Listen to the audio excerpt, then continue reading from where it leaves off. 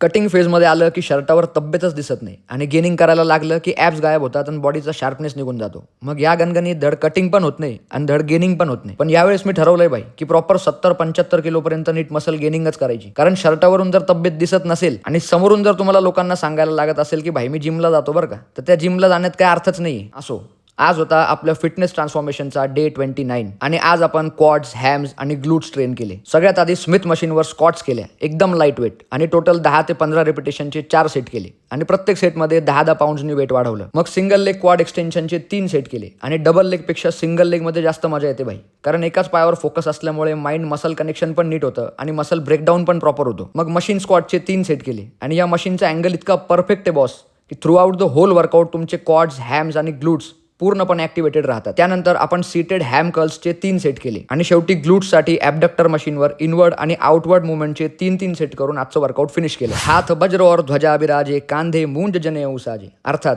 धर्माच्या विरुद्ध आचरण करणाऱ्यांचा नाश करण्यासाठी. आणि धर्म म्हणजे कोणता, तर हिंदू, मुसलमान, शीख, ईसाई असा धर्म नाही, तर मानव धर्म. जे मानव धर्माच्या किंवा मानवतेच्या विरुद्ध आचरण करतात अशा राक्षसी प्रवृत्तीच्या लोकांचा विनाश करण्यासाठी हनुमानाने एका हातात वज्र म्हणजे गदा धारण केली आहे आणि दुसऱ्या हातात धर्माचं प्रतीक म्हणून ध्वजा धारण केली आहे. ज्यांनी खांद्यावर जानवं धारण केलं आहे अशा महापराक्रमी, महाबलशाली हनुमंताला माझा कोटी कोटी प्रणाम. बोलो जय जय श्रीराम. भेटूया पुढच्या व्लॉगमध्ये.